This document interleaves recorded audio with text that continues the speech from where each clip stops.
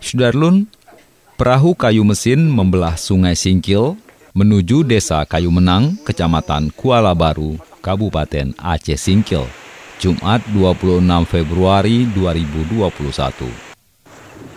Sekitar 25 menit kemudian tiba di Desa Kayu Menang.